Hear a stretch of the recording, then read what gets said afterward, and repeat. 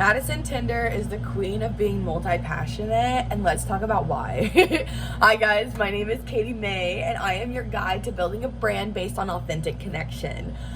Today I wanted to talk about a little bit more about being multi-passionate and what that truly can mean for your business or your brand. Being multi-passionate, I feel like in and of itself is at the core of most creative people.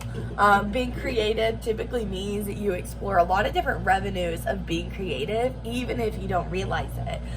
Whether it's architecture, whether it's like plumbing, or even like something else that's like not usually seen as a creative field, because of the parts of your brain that you have to use in order to create solutions in those fields.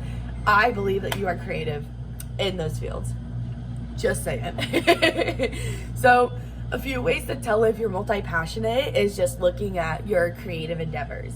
How many different art forms have you tried? Are you one of those people that store up a bunch of different craft items that you've tried maybe like once or twice and then move on to something else? You have like a couple things that you may have like kept with you really strong throughout the years, but for the most part it has just been like those little different crafts every now and then. I think that's a really good sign that you probably are multi-passionate. Another sign that was really strong for me is like, how many different jobs have you had? Personally, I've worked for a farm, a pizza place. I've been a manager for a whole warehouse. I've worked as a gymnastics coach. I've worked as a swimming instructor. I've worked as a forklift operator. And so looking back on my life, I was like, okay, like, maybe I am multi-passionate, like maybe I do have a skill for actually picking up new habits and new routines and learning new information. And I think that's the biggest like strength about being multi-passionate, is that you are able to pick up new skills and new information just pretty quickly. Like maybe somebody else comes into that same field at the same time as you and they seem to progress quicker and further, but it's only because they have a stronger foundation of everything that they're learning. Well, everything for you is brand stinking new. So when you look at it from a larger perspective, you're actually doing just as good as they are because you don't have as strong of a foundation as they did, which I think is really cool.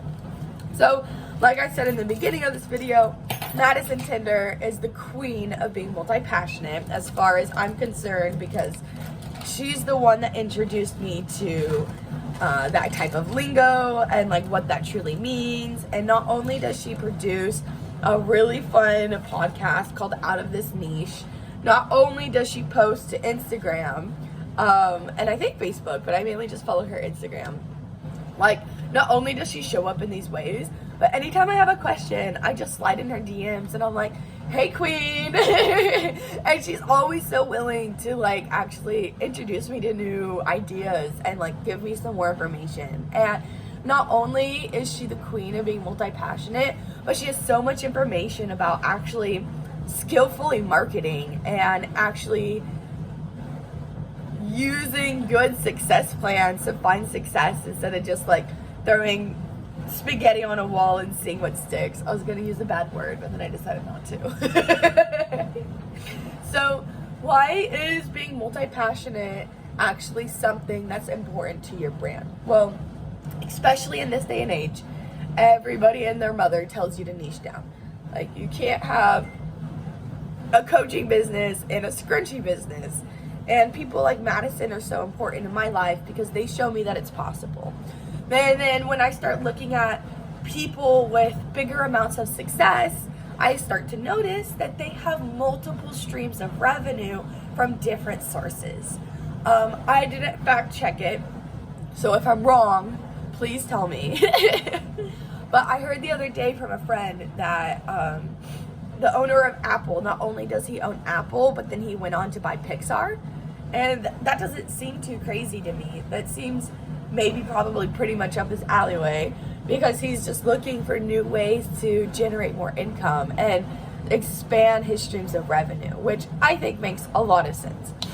Anyways, I think it's really important to know when you are multi-passionate and to really tap into that potential, because if you niche down, you're gonna get burnt out. At least that's how it happened for me. When I tried to niche down and just focus on one thing, I got so burnt out. I didn't want to participate in my business anymore, and I really had to take a lot of time for myself to get back to a place where I felt okay showing up again. And maybe that won't be the case for everybody, but that was the case for me. And I want to help other people know that there are other options, so that they know that they also don't have to niche down, that they can follow their coaching passions as much as their photography passions and graphic design passions. They do need to understand, though, because this is something that I'm still coming to terms with myself, there's going to be a lot of disconnect between you and the money that you're able to make at first. Because not only are you trying to tap into multiple streams of revenue, you're also trying to figure out how to market yourself in these different ways. You're trying to figure out what all of these different forms of being multi-passionate mean to you, so that you can actually build a brand and find the value that connects all of these together. For me, my value is usually just connection. Something that can connect me to myself, or something that can connect me to my community around me. That's something that I have a lot of value and put a lot of faith and trust in. Another big part of my brand is authenticity. I believe that the better that we're able to show up authentically, the more that we're not only able to bypass a lot of like our physical internal sicknesses a lot quicker, because we're just gonna have our bodies fight off the sickness instead of having our bodies fight off the sickness and our bodies fight with ourselves at the same time, which prolongs the sickness. So not only are we going to see more physical health, we're also going to see a lot more mental health. I know the biggest point of my life when I was depressed and anxious, I was a huge people pleaser. I wanted to make my dad proud. I wanted to make him happy. And I wanted to make the other people around me happy as well. And when I finally was able to break that tie with trying to make them happy, even when they weren't in my life, and I was able to just say like, fuck it, like I'm gonna live my life for me. Like, they don't know me the way I know me, and I'm gonna continue to rely on my connection to my higher power, and I'm gonna continue to rely on my connection to myself and my connection to the people around me. And I'm not going to allow their thoughts, their feelings, and what they say to influence my path unless they're already in a position that I want to be in, and I am in a position where I want to take that information from what they're saying to me. So the more that I was able to tap into this feeling of like no longer being a people pleaser and really living my life for me, the more I was able to show up in situations with so much less anxiety. The more I was able to show up in my life with so much less depression. And there has been times where it still comes and goes, but it's been so much smaller periods of time than it was when I was growing up as a kid, that I want other people to know that there is a solution out there. I was so anxious and so depressed when I was a kid, and because of that, I feel like I had to deep dive into subconscious thinking, psychology, what actually influences all of these emotions in our life. And that's when I stumbled upon people like Carrie Green, who's the owner of the Female Entrepreneur Association, and she just wants to empower women all over the world to actually run successful businesses. I ran into her account and I realized that like, oh my gosh, like there's a chance that there's a different life for me out there. And then I started getting into Tony Robbins, and he gave me so much wisdom, and he really taught me about how our thoughts, our emotions, and our actions are really, really connected to each other. And because of people like that, I decided that it was time to take action to really transform my life.